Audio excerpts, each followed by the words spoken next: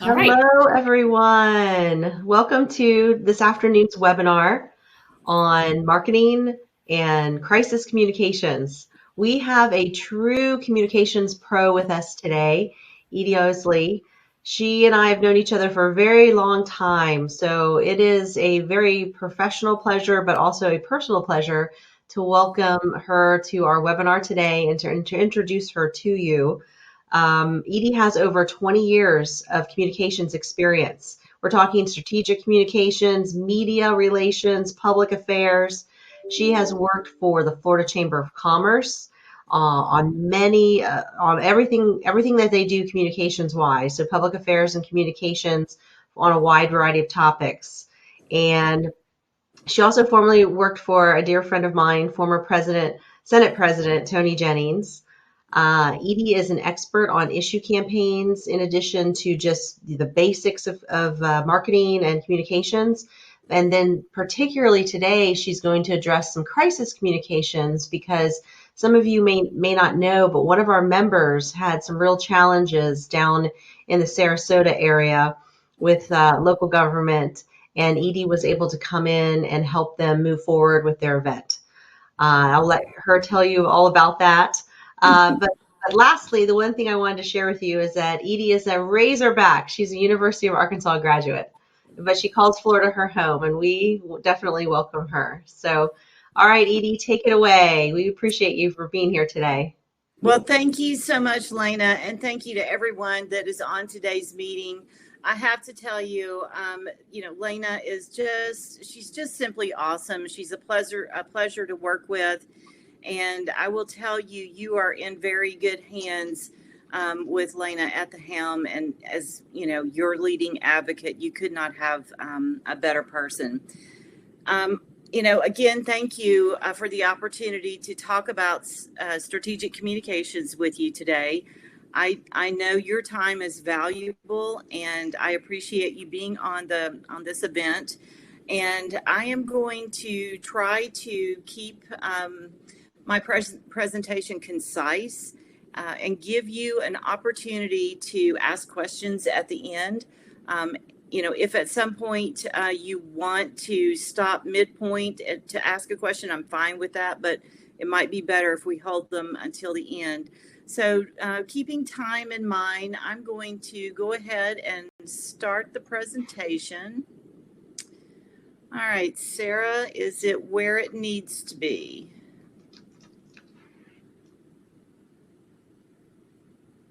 There we go. All right. Thanks so much. So today we're really going to focus on how to stand out from the noise of the crowd. And when I talk about noise of the crowd, I think we all know that, for many years, we've been saying that we live in a 24/7 communication cycle, but with social media, it's really quicker than that sometimes. And so, there's a lot of noise around us, and you really do have to branch out and find a way to ensure that your message is being heard. So today, the communications and PR strategies that I'm going to talk to you about are strategies that you can implement. And there are 4 key areas. First is your audience and your message, knowing both of who your audience is and what your message is going to be. And then we're going to focus a little bit on digital and social media, as well as earned media, and I'll explain what that means as compared to paid media, which would be advertising. And then we'll talk a little bit about crisis communications. So let's dive right in. Really, the first step is to know your audience and to know your message. So when you think about knowing who your audience is, you really need to kind of focus on when you think about let's talk first about the message before the audience. When you think about, what is your message going to be, you really need to kind of focus on your value proposition. So why should the customer choose you, choose your product, choose to attend your event, or things along those lines? That key value proposition is what you really want to blend into your message. And then you really need to focus on your target market and your target audience. So I would suspect for many of you, geography is probably going to be leading the way when you're focusing on the audience that you really want to focus on. Targeting those local and regional customers, but it could also be targeting those with a shared interest in your farming, your agritourism activities. And then you're going to want to develop what I like to call a database of third-party advocates. So these would be your partners. And it actually branches into kind of two categories. Third-party advocates could be leaders in the community, recognizable individuals who are supporters of your farm, of the activities. Maybe they've said positive things in the past about the economic development activities that your farm and the events that you produce bring to the community. You really want to harness that information, know who those advocates are, because there are going to be times when you want to incorporate what those third-party advocates are positively saying about you, your farm, your agritourism event, and incorporate that into your messaging. And then the next tier of that third-party advocates really kind of falls into the data gathering category, where when you have opportunities to capture email addresses, contact information, you really want to harness that information. And as you gather feedback from those individuals, particularly that positive feedback, positive reviews, etc., that's the type of information and messaging that you're also going to want to incorporate into your overall message. And then you're really going to need to take that audience and match that with your message. So when you do that match of audience and message, then you really want to think about platforms to be sharing your message. And my next category that I'm really going to focus on is the digital media side as well as social media side. Some people would say that they're one and the same, but a lot of people don't really connotate digital media as being a part of social media. And when I talk about digital media, particularly an aspect of it that you can do yourself, and you can do in a highly effective way, I really want to encourage you to incorporate video into your messaging. Video can be used across multiple platforms. Add it to your website. Use it on TikTok if you like to use TikTok. Your videos can be simply shot with your mobile device, or you could hire a professional to help in shooting video to incorporate into your messaging. I've given you on this particular slide the two images, the image on the left and the image in the center. Both of those are just simple videos that they captured with their mobile device. And then the image on the right side was shot by a professional. Obviously, using your mobile device, that doesn't cost you anything. And there is a little bit of investment when you are hiring a videographer, but I would share with you that you can hire a really good quality videographer these days for a lot less than what you probably think. But just remember, video is really a key digital media aspect that you want to incorporate into your messaging on your multiple platforms. And then let's talk a little bit about social media. And I suspect many of you are already engaged in social media, but if you are not, I definitely want to encourage you to incorporate your messaging onto Facebook, Twitter, LinkedIn, Instagram. And this particular slide shows you some of your members, as well as some additional agritourism activities that I simply captured off of the internet. And you can see how they're using them on Instagram, not Instagram, see how they're using them on Facebook, Twitter, and LinkedIn.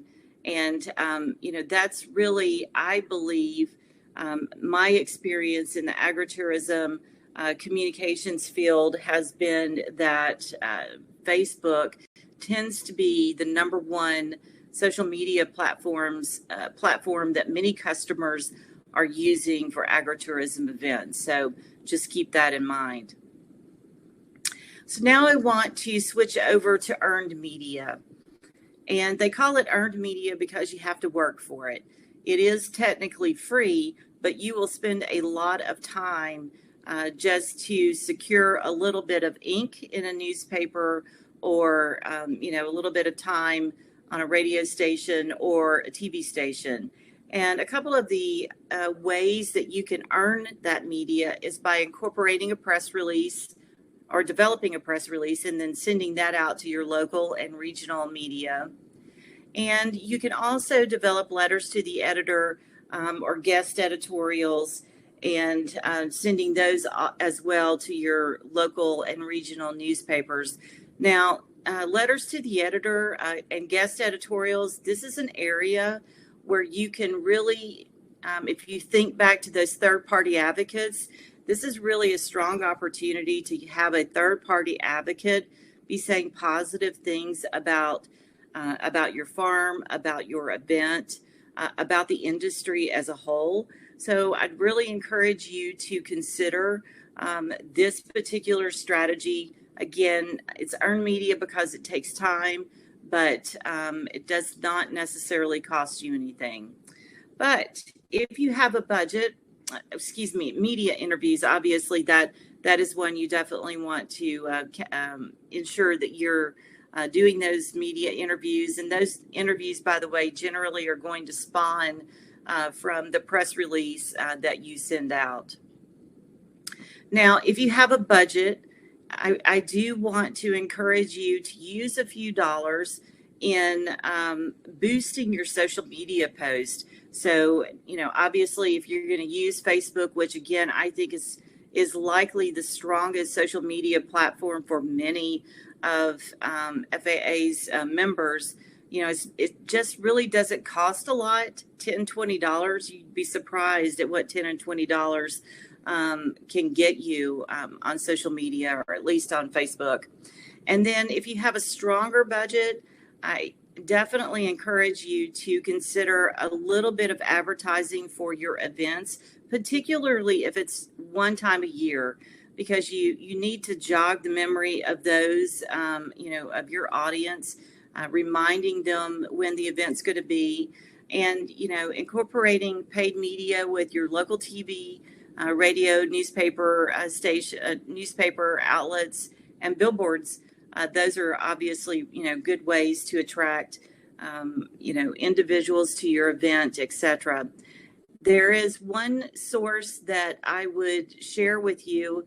It's called Via Media, VIAMEDIA, Via Media.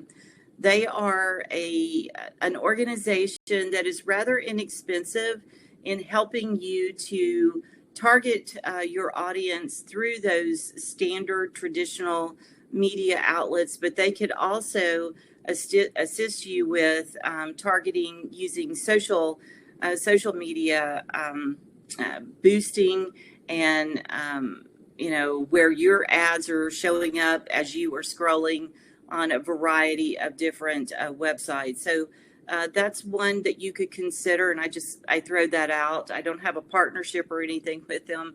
It's just an organization that I found great success.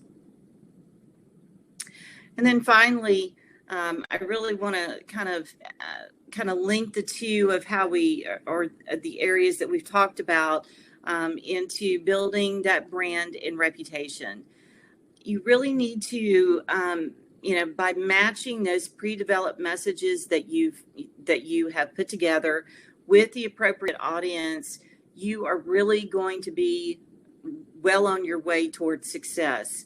Certainly, you want to make sure that you're using the right vehicle. That vehicle could be social media, traditional media, or paid advertising.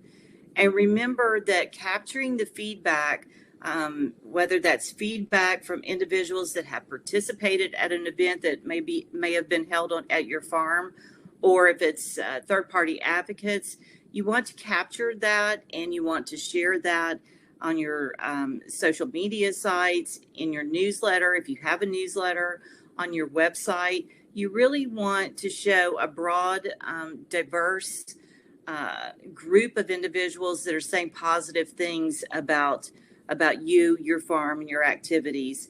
And I like to use the phrase tying a ribbon around, the things that you really want to highlight. So additional things that you're going to want to highlight would be positive news articles or a letter to the editor, mentions, TV mentions, TV interviews. You want to tie a ribbon around those by lifting those and also incorporating those onto your social media sites, onto your website, doing it similarly just as those people who are saying positive things about you. And really, this is simply, it further builds the brand and strengthens the reputation when you harness those third-party advocates and partners to build strength in what you're doing. And then finally, I just kind of want to verbally talk a little bit about crisis communications as opposed to incorporating a slide on it. Crisis communications, I've often said that a crisis it's not if it's going to happen, it's when it's going to happen. Unfortunately, for many of us in business, there is going to be a time when we are going to be hit with some type of crisis. And, it's often like feeding the sharks, particularly when the media gets involved. It's a shark feeding frenzy. And so crisis communications activities really takes everything that I've just talked with you about. And, you take that and it's all of that on steroids. And it's constant, constant in the respect that you are going to need to be, doing all of those things, communicating your message frequently, making sure that your message is consistent, that you're spreading that message across digital, across social and traditional media outlets, and that you are in frequent conversations with key players and also with key reporters that may be targeting the issue, the crisis that you're involved in. I would encourage you to consider, if you have a budget, hiring someone who understands what a crisis communications event is and can tackle it and help maneuver through it. As Lena had explained at the beginning of our webinar, I was involved with the Sarasota Medieval Fair in the latter part of last year. It was a very challenging crisis with the local county government. It took a lot of constant and consistent messaging to be able to turn that into a positive outcome. And, I would just say, if you have the ability to hire a pro, do that. I said at the outset that I would try to be very respectful of your time. I know I've zoomed through a lot of information, but I really wanted to have an opportunity to take questions and answer in a very specific way and meaningful way that might help individuals that are joining today's webinar. So I'll turn it back.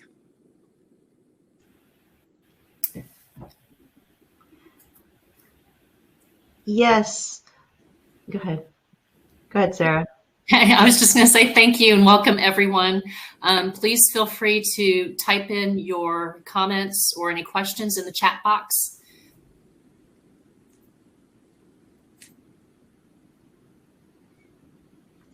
And in my introduction, as we wait for people to write questions, I wanted to share that Edie has recently launched her own communications firm in this past year after all those years, a decade plus experience in working with the Florida Chamber of Commerce.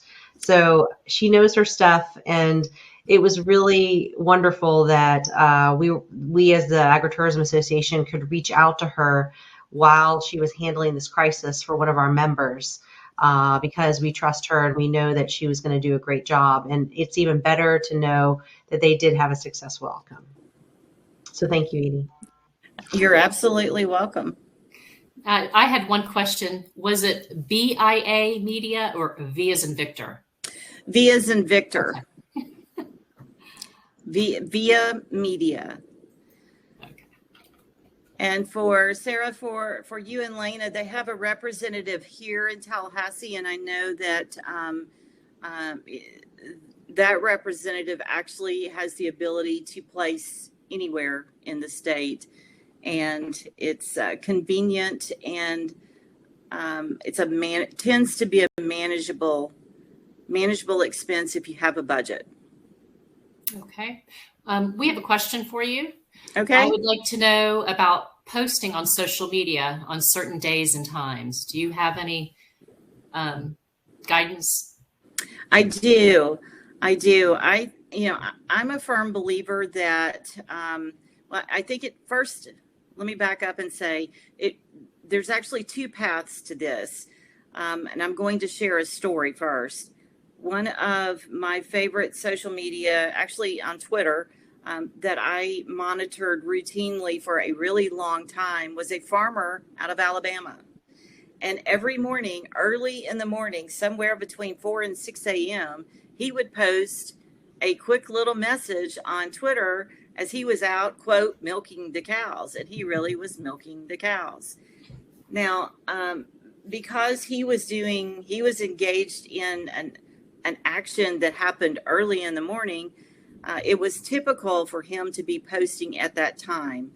However, I believe that, between the hours of 9 a.m. and between 3 and 4 p.m. are better. It's a better time frame to be capturing an audience that frequents social media. If you are engaged in a specific agritourism activity that may be more conducive to the evenings, and you're primarily using Facebook, I would definitely say don't shy away from posting early in the evening.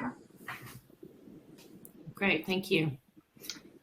I have a question. Okay. Which of the social media platforms do they appeal to certain age groups? Like if you're trying to Sure. have moms come to your agritourism event versus just families in general, which would be the best social media platform to use?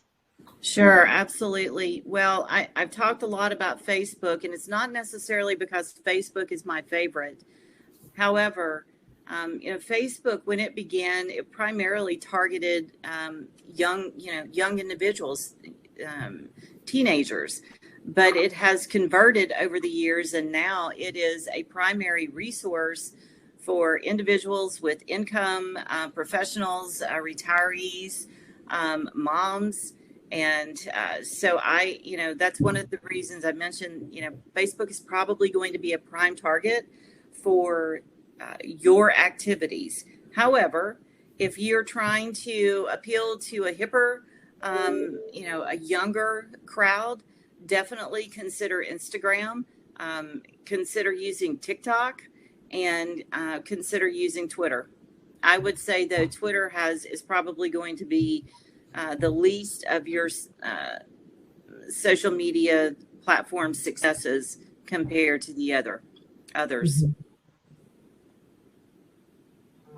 Good to know.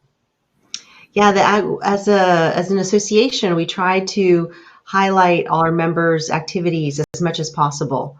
So it really helps when we hear directly from all of you what you're doing. If you have a U-Picket, if you're hosting a crop maze or any kind of event, that it makes it easier for us to highlight it on a statewide level and also put it on our app.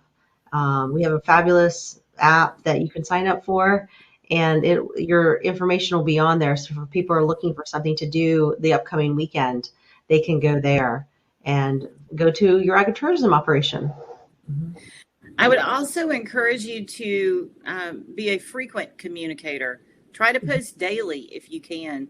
The frequency really is the key. And there may be days where you think you have absolutely nothing to post, but I'm sure that if you look around your farm, it could be a tractor, it could be a sunflower, it could be a cow, it could be a barn, it could be a batch of citrus in a basket.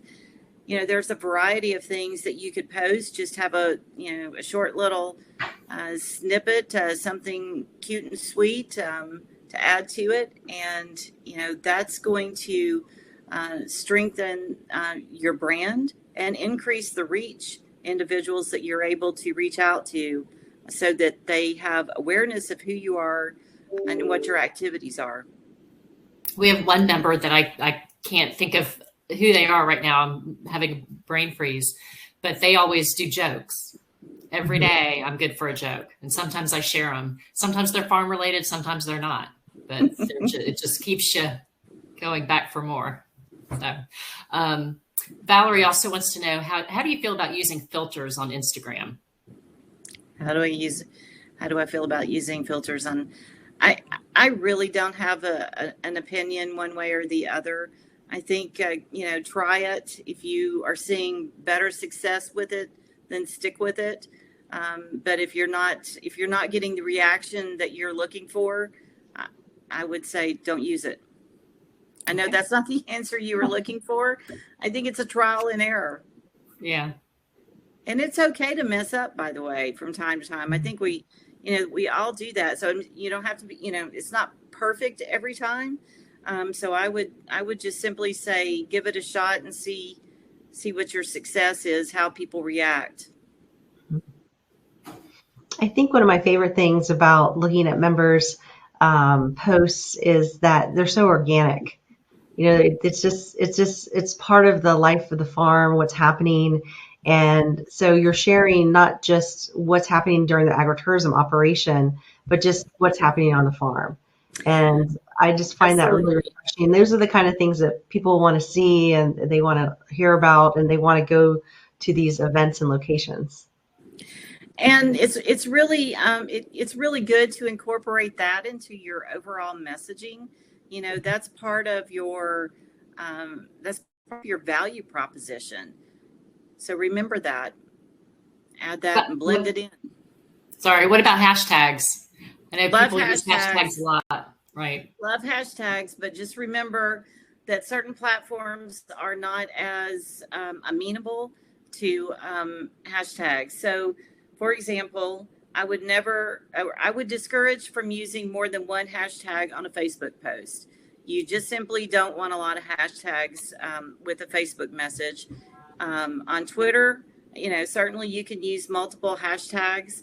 LinkedIn is really the area to use a lot of hashtags, because you can target a variety of groups that are solely focused in the areas that you may be. So you could, for example, hashtag agritourism, but then you could also hashtag, whatever the specialty is of your farm, whether it's you pick it or, citrus queen. I'm making things up now. But you could, there's a variety of things that you can hashtag with LinkedIn. It certainly is more amenable to hashtags than other platforms. And this is something I do. Is scheduling social media really far in advance for convenience a good idea, or does it make your content less timely or relevant? Does that matter?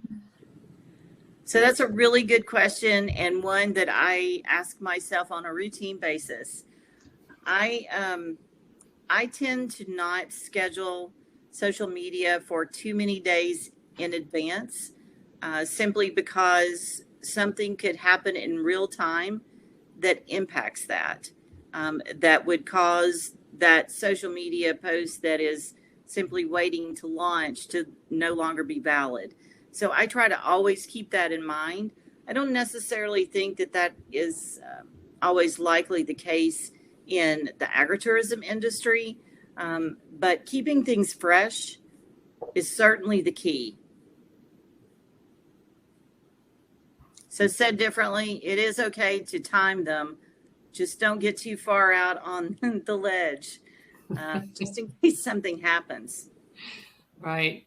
Yeah, I definitely do it for the FATO social media, as far as highlighting member events that maybe will be coming up in a few weeks. I don't want to forget about it. I'll schedule it. And I always keep, before it posts, I try to make sure it's still happening and check the dates. But yeah. But sometimes we tried to put together a theme for our posts. And so one example is Sarah will do try to highlight all the U pickets that we're aware of that are our members, and push that information out. And so hopefully it stacks on what the local U picket is already doing with their own social media. Sure. I think those are all good ideas. Is right around the corner. So is strawberry picking season. Strawberry's happening. Yes. That's, our state's so long. It starts in the south and moves north. Yes. And I think you should have a little bit of fun, assuming the governor's going to sign the strawberry shortcake bill. Mm-hmm. I think that's a great opportunity to have a little bit of fun. Agritourism are farms that are strawberry farms or have strawberries. Have some fun with it. Exactly. Point. Well.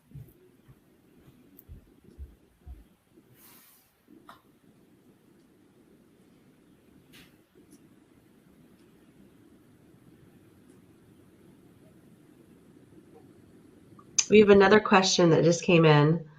How much reuse of content is appropriate? What waiting period would you recommend before sharing a really similar message or image?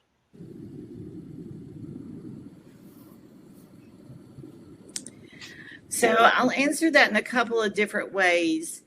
If the content is coming from, for example, let's say there's a news article that you might be mentioned in, or your event might be mentioned in, I think you can use that early and often, but I would encourage you to change up the content that you are adding in addition to the link to the article. Now, if you're not tying a ribbon around something that is has been said by someone else, I would caution that you not be too repetitive, because you don't want to lose customers, because the customer might think, the customer might think that, oh, I've seen this before, and just skim over it. And that could kind of start a domino effect of where they continue to skim over when they see your brand. So try to keep it fresh.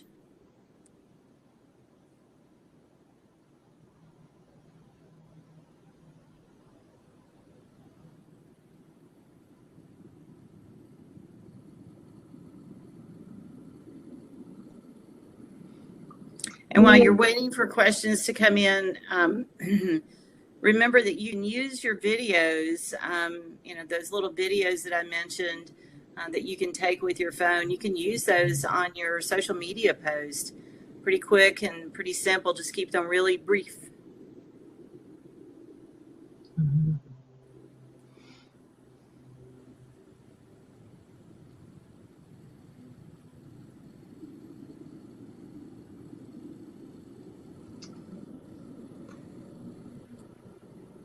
Are there any other questions from the audience?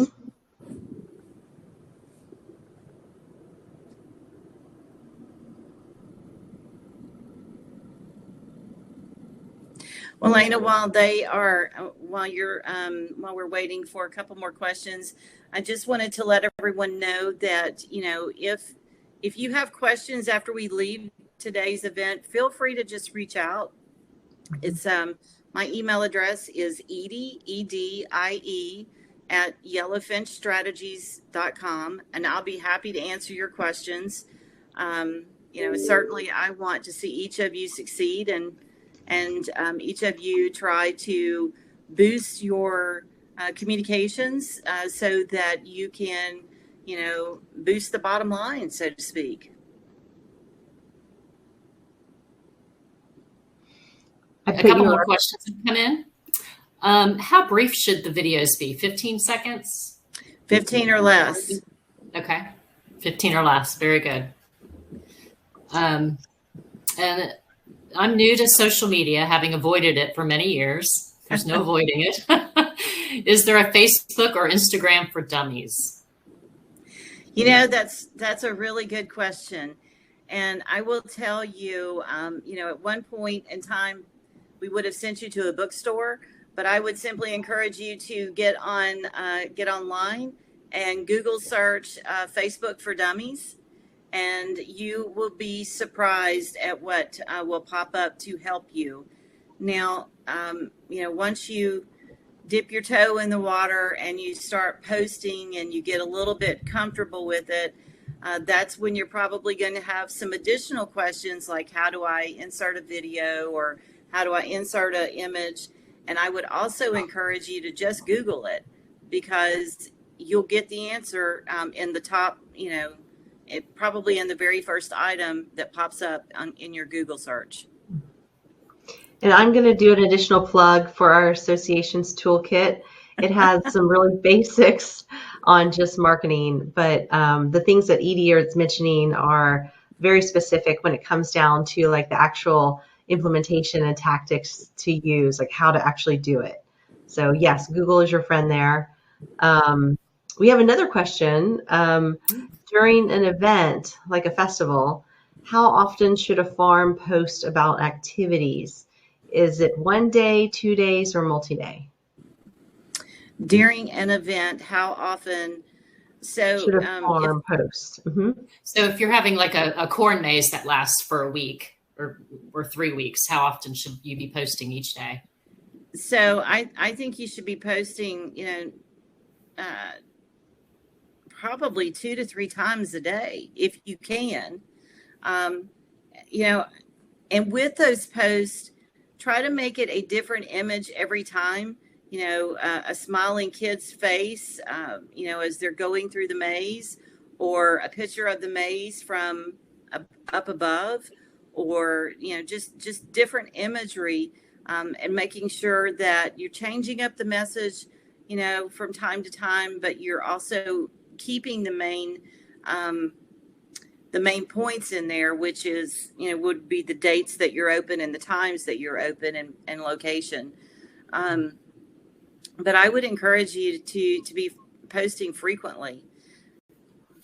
And by the way, when the event is actually ongoing itself, as you're talking about, and I said 2 to 3 times a day, it may be that, the first 2 times that you're posting, that you're really just posting imagery with, fun quips about what's going on. And then make that third post more about, join us tomorrow at such and such time at the, best maze in the world location.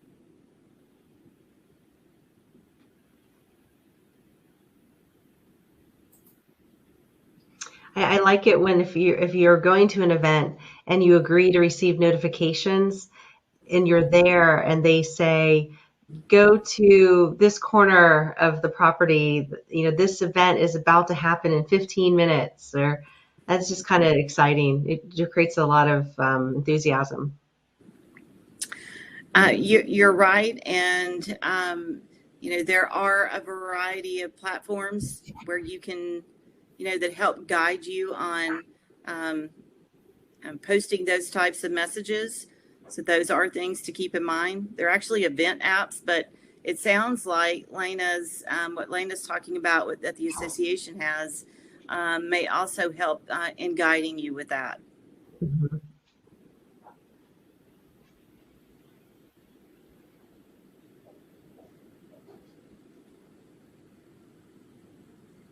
We've had some really excellent questions today. So for our members, we are very happy as the association to help you more with your marketing. So feel free to reach out to us as well. But we know that we can always count on Edie, or you can reach out to her directly. We did put her her email address in the chat. And yes, her email address is there. And if you want a link to her, her social media, so you can follow her, right? Absolutely. Absolutely. And thank you again so much. It's really been a pleasure. I know my presentation was brief, but I didn't want it to expand too far because I felt like it would be important to do Q&A. Many people often have very specific questions, particularly as it pertains to social media. So thank you. And one thing, social media can be wonderful, as we know. It can also be, it can also have some negative effects. We had an issue years ago with one of our members who someone got on their Facebook page and accused them of abusing their animals and that kind of thing. What kind of advice do you have? That's kind of branching off into another area that you touched on, but what do you do if someone gets on your page and attacks you? So I actually have I actually am familiar with this aspect. I experienced this during my days at the Florida Chamber of Commerce. We had a very high profile brand that you would be, each of you would be aware of, a restaurant brand. And there was a national group that was targeting them for abuse of chickens. There was no abuse, but they had been, this restaurant chain was selected because they're well known. One of the strategies that this chain did was actually to not feed the fire. They actually chose to not respond to any of the posts on social media. And over a time period, it actually began to go away. The posts were so obviously, ridiculous. When you looked at them, and their strategy worked. And I can't say that would be the strategy for everyone, but certainly be very, very careful in responding to these organized, and they are well organized groups that develop these types of aggressive targeting campaigns. Be very careful about responding because you could get sucked in and it begins to roll and roll and roll, and it strengthens and builds, which is not what you want it to do. And then the other thing is that I would encourage you to surround yourself with other positive brands that can go online and say positive things about you. Pull out those third-party advocates, contact them, and begin encouraging them to post things. I mean, you need other people saying great things about you behind your back. And that would be one way that you actually combat all the negative, what I call wackadoodles. They're just wackadoodles, for lack of a better term for them. And they're atrocious. And I'm pretty well convinced that they sit in a basement in New York, or sit in a basement or in a cave somewhere and with internet access. And this is all they do. And they just decide whose lives or brand they're going to disrupt. And it's a shame. It is. Yeah. We had one more question. Someone wanted to know if you had a sample template for sending out social media or press releases. Yes, I can. Well, I can send you a sample template for press releases, and then I can send you examples. Okay. Of social media that you could, look at to see if it might work for you. Okay, that would be great. And I can distribute it to everyone who registered. Okay. Okay, I know we're getting close to the top of the hour, so if no one has any more questions, we just want to thank you for your spending your hour with us, and for Edie for being such a wonderful guest on this webinar. Thank you so much, Lena. Thanks, everyone. Thank you so much. Have a Bye. good evening. Bye-bye.